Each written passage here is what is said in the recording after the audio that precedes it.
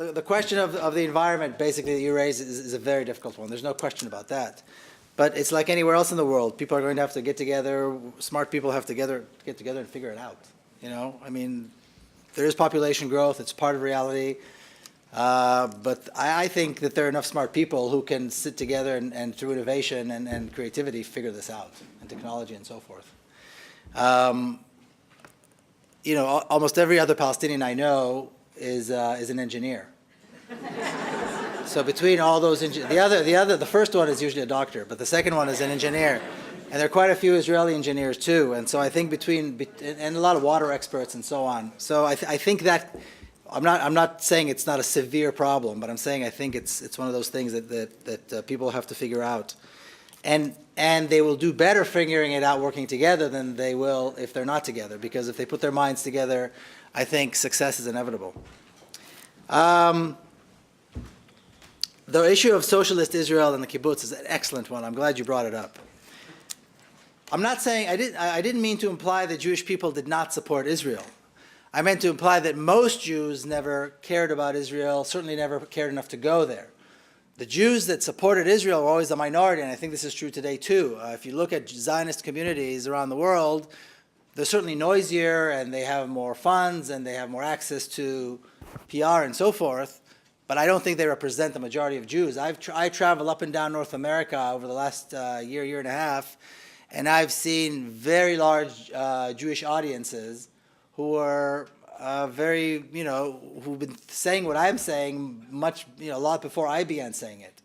These are very progressive Jews, and they're always Jews that didn't care one way or the other. I mean, the notion that Jews somehow have to be connected to Israel, I think, is detrimental and always has been detrimental to Jewish communities, because it means that they're being implicated in the crimes of Israel.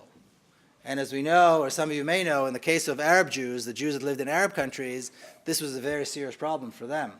And entire communities were forced to get up and leave because of this implication.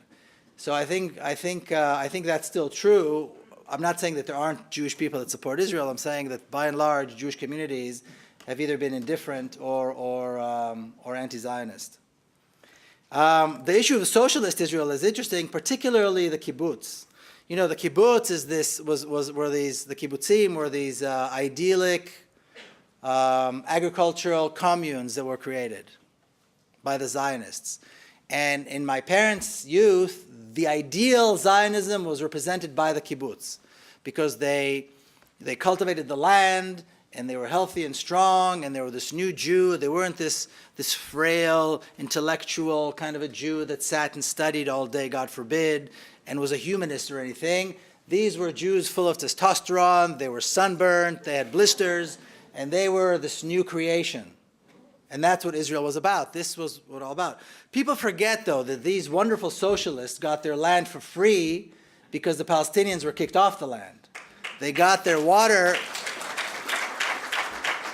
They got their water for free because it was subsidized, and their entire existence was subsidized, and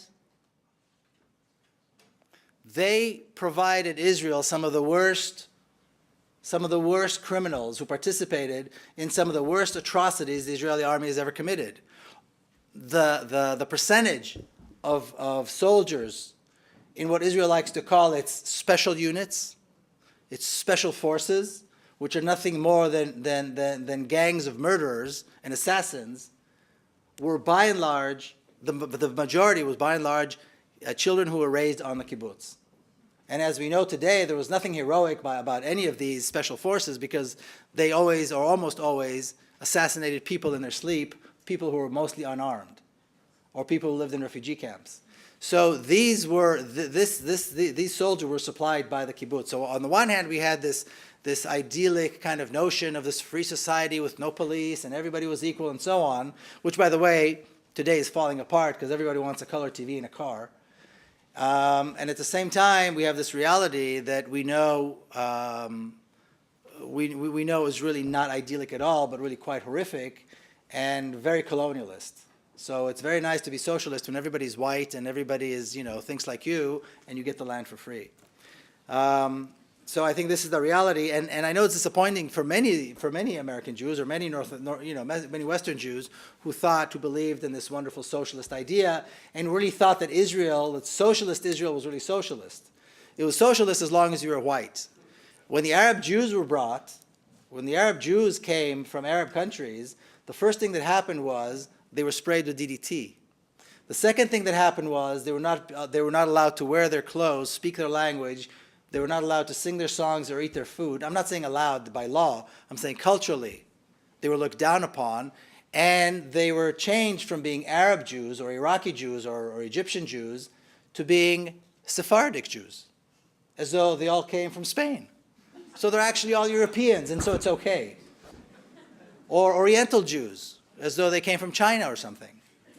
Anything but Arab Jews, because Arab means bad and dirty and negative. And you can't have a Jew who's also an Arab. And this was all created by these socialist governments. The first, 30 years or so of the State of Israel, Israel was governed by so-called socialists who, like I said, conducted all these horrific acts of terror against the Palestinians. I think as the next question is the point of view in Israel and the U.S. The point of view in Israel I don't think is relevant. I don't think people had to wait for whites in South Africa to agree that apartheid was wrong. Apartheid fell one day and they had to deal with it. And I think the state of Israel as it is today is going to change one day, and Israelis are going to have to deal with equality. I don't think we need to wait for them to agree or to like the idea. I don't think it's important. I do see, however, in North America, particularly in the U.S., a shift. And the shift, I don't know if the shift is an opinion or the shift is more in the fact that people are willing to say this openly. I see this in Jewish audiences. I see this in churches. More and more churches are supporting the boycott, the BDS, the boycott, divestment, and sanctions against Israel, and so forth. So there's a voice, this point of view is becoming, or voicing this point of view is becoming more acceptable. And I think that's very, very important. And for many non-Jews, many non-Jews are afraid of being called anti-Semitic, so they're a little more hesitant. But I definitely see that changing. And I think this is a big part of the process that will lead, in the end, to this transformation from the Jewish state or the Zionist state to democracy. So I think this is a very important thing. I didn't mean to say that Zionists don't know the word Palestinian. I'm saying they don't use it. They use the Arabs of Israel. And you may recall, even in the last the presidential campaign, somebody said that Palestinians are an invented people or something. Was it Gingrich or somebody? And I remember, and I talk about this in the book, in 1972, Golda Meir gave a lecture at a high school. She was prime minister then. And she said that until 1967, she'd never heard of the Palestinian people.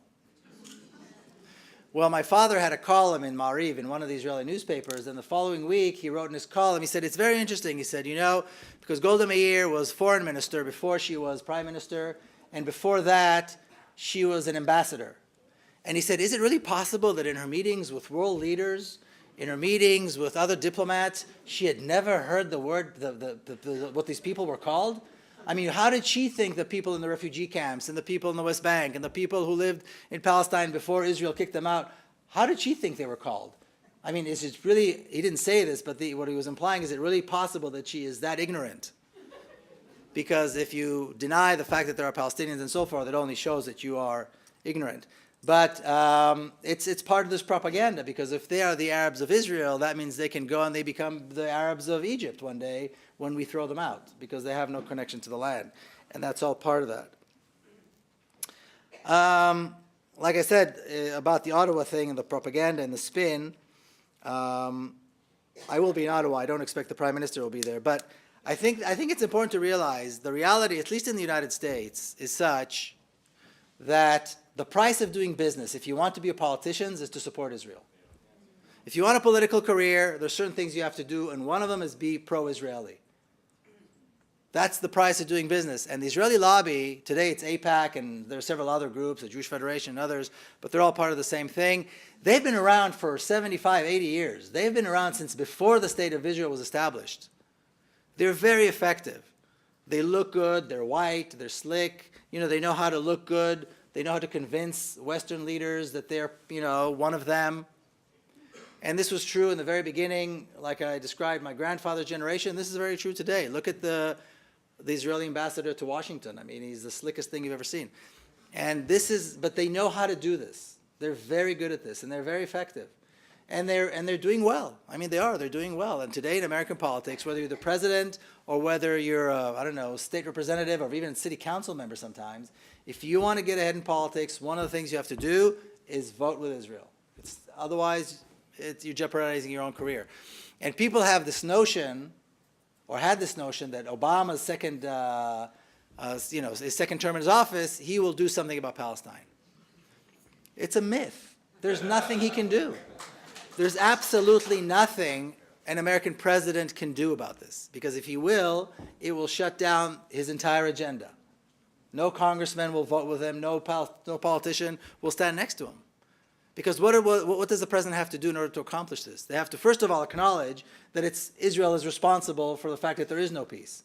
They have to acknowledge that Israel is not a democracy. They have to acknowledge all the things that I just acknowledged last hour. Otherwise, what's the point?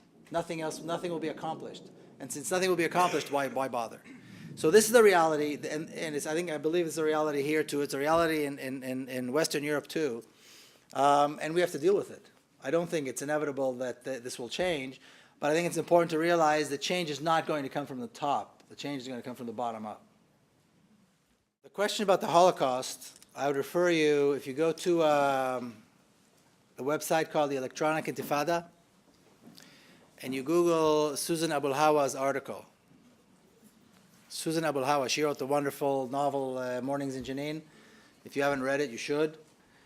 And she wrote an excellent article about the Holocaust and the role of Germany, particularly today, in the Nakba and in the Holocaust, in this whole relationship. Like I said earlier, there's this sense that because of anti-Semitism in Europe, which of course the Holocaust was only a part of, I mean there was a whole culture of anti-Semitism in Christian Europe, that by supporting Israel, the West is kind of, making amends. Not realizing that they're creating new victims and only making things worse. By supporting Israel, we are allowing Israel to create more and more victims. And these are like the second, third generation victims of something that Christian Europe did to the Jews. I don't think there's any question that some of the support, or part of the support that Israel gets, has to do with the fact that there is this guilt about the Holocaust. But the people that planned Israel, the people that planned the ethnic cleansing, the people that executed the ethnic cleansing, they didn't know the Holocaust was going to happen, and this was already in the making.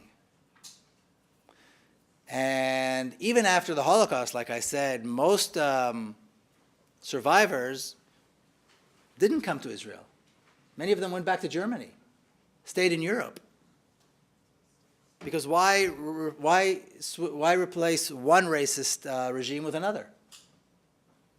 The notion of a Jewish state, the whole idea of Zionism most Jews thought it was crazy, if not racist and evil.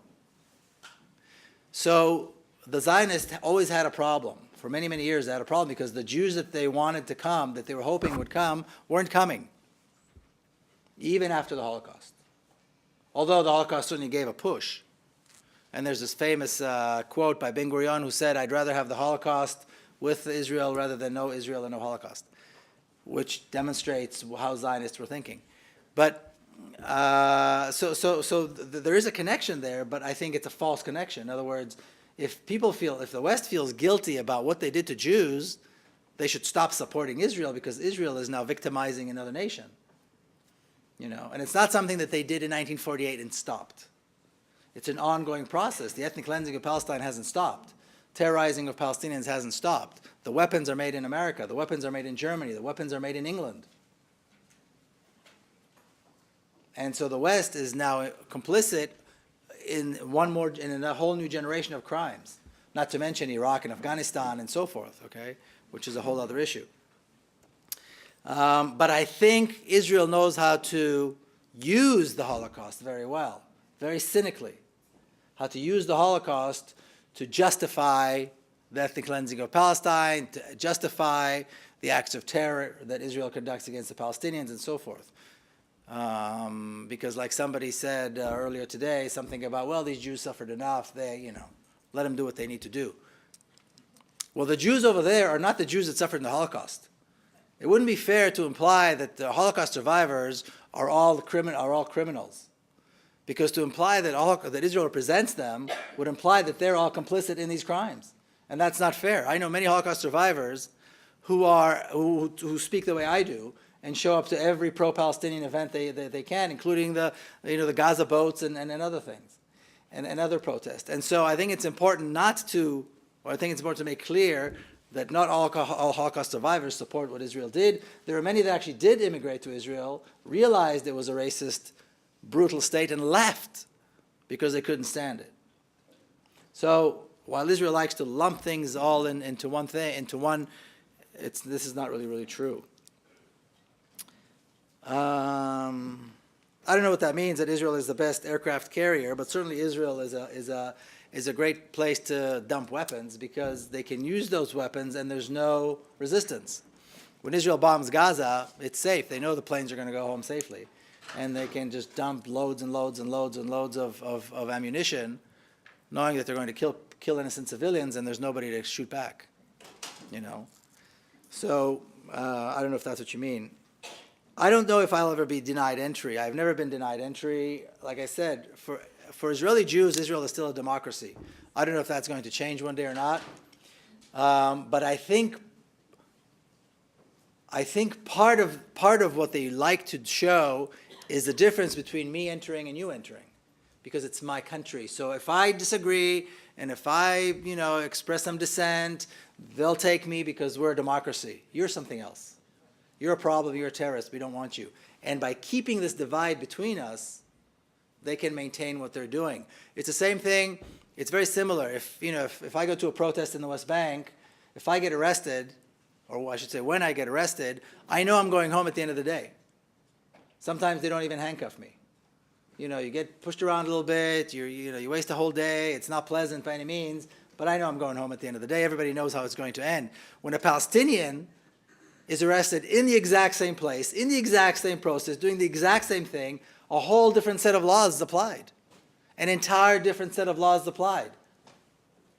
In other words, if a Palestinian is arrested, nobody knows how long they will be arrested.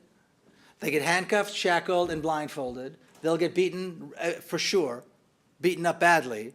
And then they might be sent home that day, that week, that month, maybe a year, maybe 18 months later. Nobody knows. And by doing that, they try to create this division between me and you. Because that is how they maintain it. This is a Jewish democracy. And you have no place here. I think it's going to work against them. I think it is working against them. But I think this is the reality, and it might change, but I think it behooves them to keep demonstrating that I can come and go freely because it's a democracy. I haven't spoken inside Israel. I've spoken in Palestinian, in East Jerusalem. I've spoken in Ramallah. I've spoken in Gaza. But the Israelis don't want to hear this. They're not interested, and quite frankly, I don't think it's my job to convince them. If they want to read the book, they can read it. If they don't, they don't. I think this is going to happen whether they like it or not. I think this is the reality whether they like it or not. I hear what you say when you have a friend who won't talk about it because it's very painful. I mean, who wants to talk about something like this? It's very, very painful. And unless you go through a process like I went through where you kind of cleanse yourself of this, then I can see why they wouldn't want to talk about it or hear about it. So it may change, but I don't see that yet. Okay, the first question was about the soldiers who are immigrants. I don't know why. I remember I was sitting in Jerusalem once and just in a coffee shop talking to a friend in East Jerusalem, and a Canadian girl who was sitting listening to us came up and said, I have a friend, a Jewish friend, who decided to come to Israel and join the Israeli army. Can you explain that to me? Why would they do that?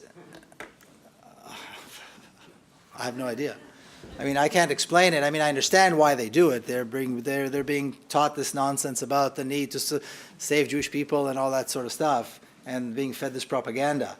But I don't know that I have any advice for them other than they should take their pack their bags and go back home because they're causing nothing but trouble. Okay, the issue of single state and an intermediate stage and a one state and a two state, maybe these are all good ideas.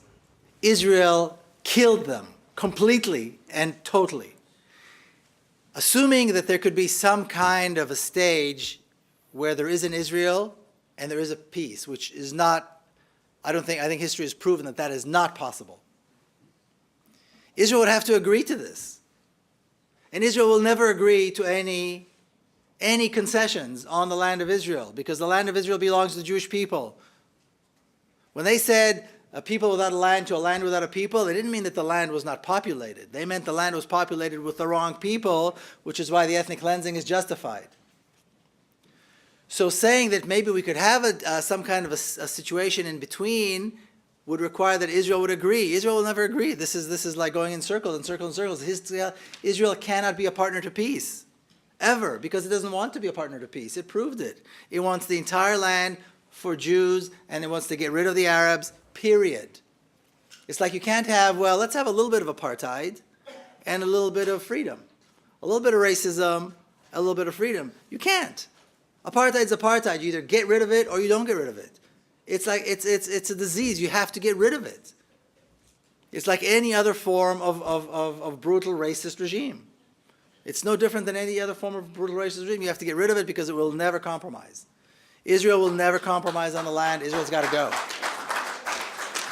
Now, Israel created the one state. It wasn't Hamas that integrated the West Bank into the rest of Israel. It wasn't Hamas that started dropping bombs on civilians in Gaza. It was Israel. This reality was created by Israel. The one state was created by Israel. That is done. It's been integrated. The cities, people talk about settlements. Sometimes they think, oh, a little village here, a little village there. We're talking about massive cities, highways, billions of dollars invested in infrastructure. We're talking about industry and schools and shopping malls. When you drive the highways in Israel, there is no difference between the signs that go to the cities in the West Bank and the cities of the signs for the cities who are other parts of the country. Talk to Israeli commanders in the army. Talk to Israeli politicians. There's no difference between Ma'ale Adumim and Tel Aviv or Ariel and this. I mean, there's no difference. In Gaza, as you drive to the settlements that Israel destroyed before it left, there's one settlement that was called Netzarim. And Ariel Sharon at one point said that Netzarim is the same as Tel Aviv. Well, now as Palestinians drive next to Netzarim and see it's destroyed, there's a symbolism there, that they see.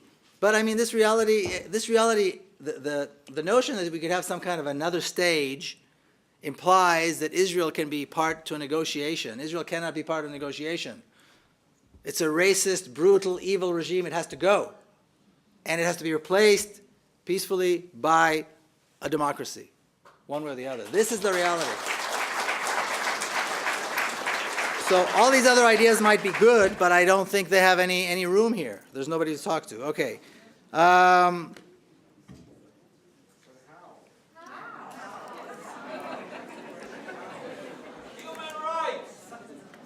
Fair question. Let me get to it, though. Let me do it by order, okay? I'm surprised. I'm actually surprised it hasn't come up yet. We've had like 20 questions already. I'll talk about the how. Let me just go in order here. The question of Jewish persecution, Palestinians say this all the time. We had nothing to do with the Holocaust. We had nothing to do with Jewish persecution, European, persecution of Jews in Europe. It's the opposite. Israel, the Zionists had to create a new reality. They had to create a new history to justify what they do. That's how they sold this idea. They had to create this new history by creating all these different lies, and this is one of them. That the Arabs are bad and completely. I mean, Israelis don't learn about Arab history at all, or literature, or poetry, or anything, or any Arab culture at all. So they don't know. What they do know is that there was the Egyptians who enslaved us, the Romans who exiled us, the Nazis who destroyed us, and now the Arabs want to kill us. This is how it's being taught. And there's no depth to it. I think some of you know this. My sister Nurit wrote an excellent, she's an educator, and she wrote a book about the Israeli textbooks and the Israeli education system called Palestine and Israeli School Books. If you haven't seen it, you should.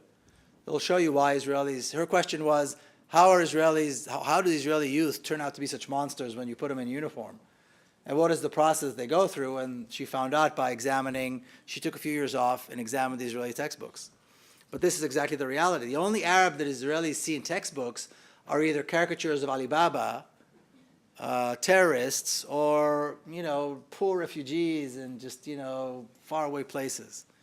They never see a picture of a human being that's an Arab, a poet, a writer, anything like that. So that's what, but this is why they had to do it in order to justify the existence of this colonial entity in an Arab country. I've never heard of the Israeli, whatever the opposition network. I'm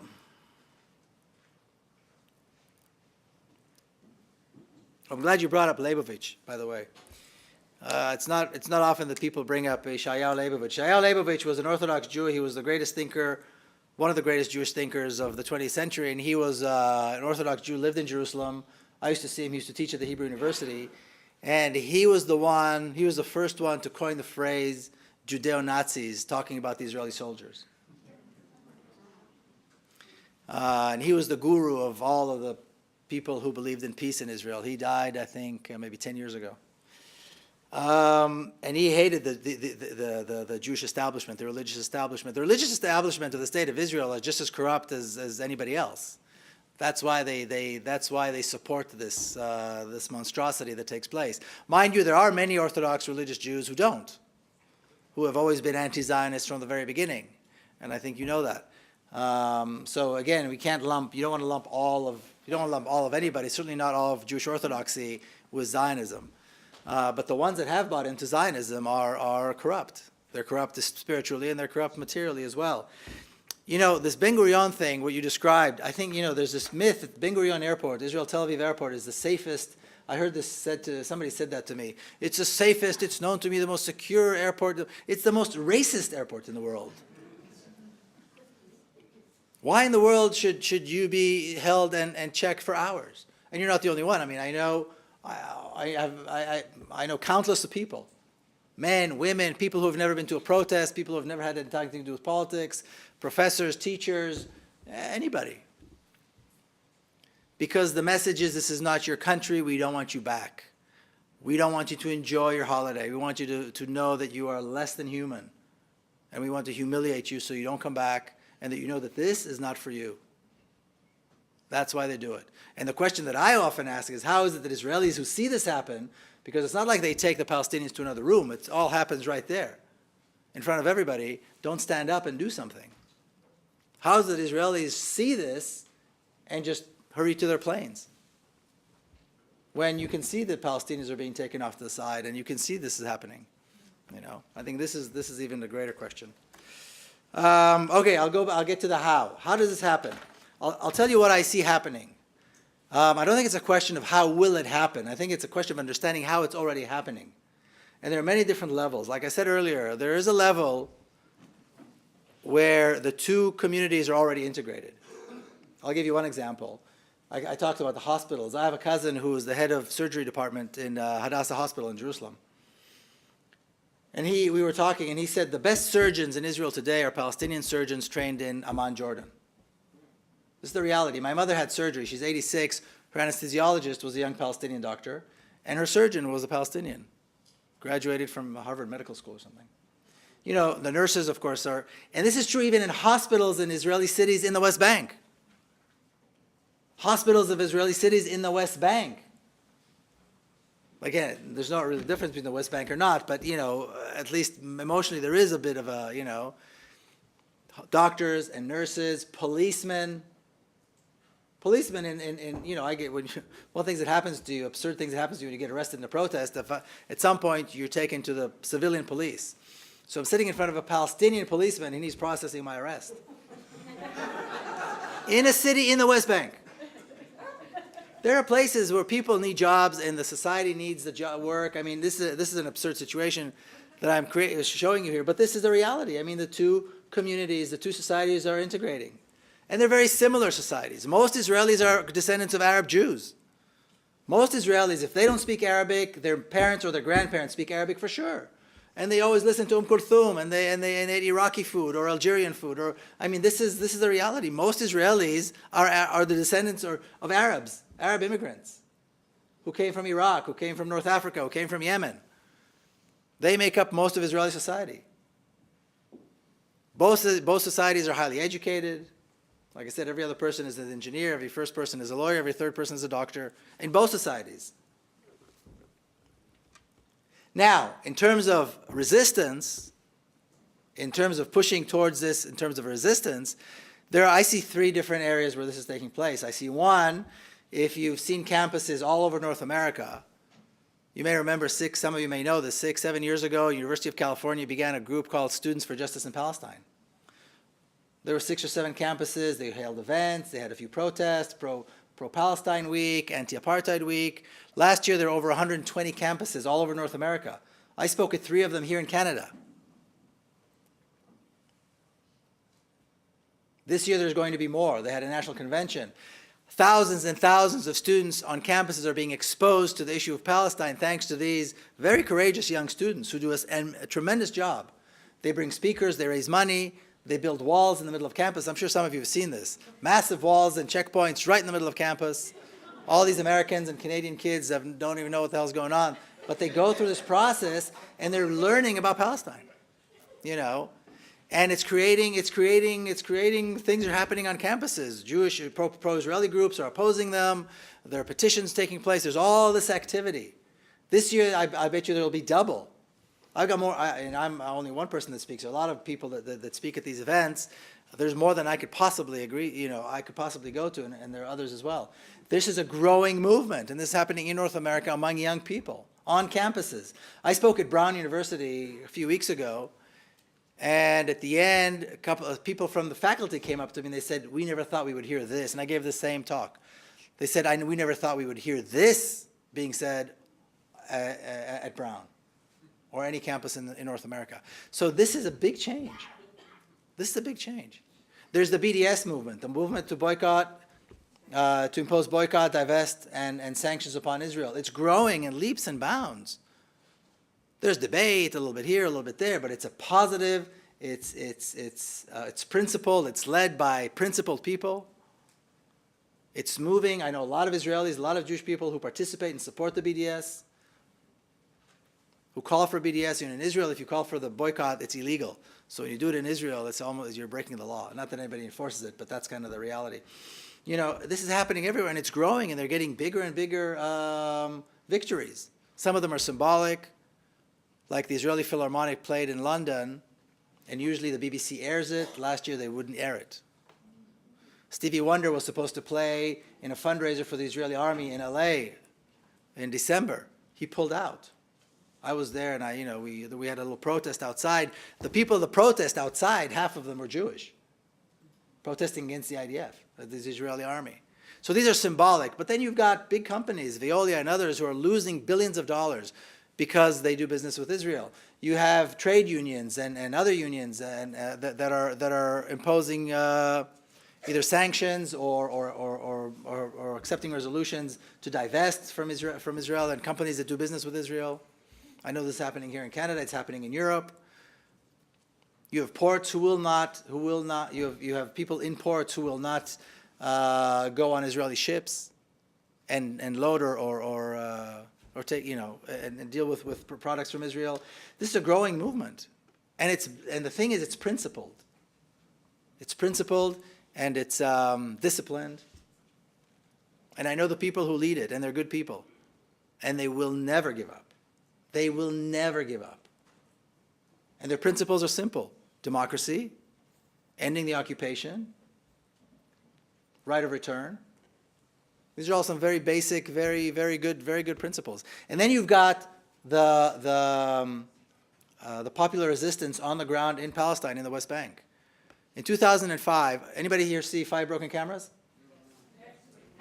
In 2005, a small town called Bil'in, a small village, started this movement of a nonviolent resistance. I happened to be there. I went to visit them. I talked to them. I talk about it in the book, actually. I met them for the first time in 2005. They're a lot older now and gray because they've been through a lot, but they're really relatively young men and women who lead this group. And every few months, another town, another village, another town, another village. And it's either Friday after prayers or Saturday around 1 o'clock in the afternoon, and they have a protest. And you have Israelis that come and non-Israelis and others, and they march hand in hand, shoulder to shoulder with the Palestinians. And it's being led by Palestinians. And another part of this, and if you see 5 broken cameras, by the way, you'll see what I'm talking about. These young people, the guy that talks about, the photographer, he's one of them. He and his brother, who was just now in North America, Ayad and Imad Burnat, and there are others. And I've spent the night there, and I've spent the night in other of these towns, and I've protested in a lot of them. These are principled young people who will never stop. Like I told you, when they get arrested, they don't go home at the end of the day. When they get arrested, they don't know when they're coming home. And they know for sure that their houses are going to be raided, that their kids are going to be beaten.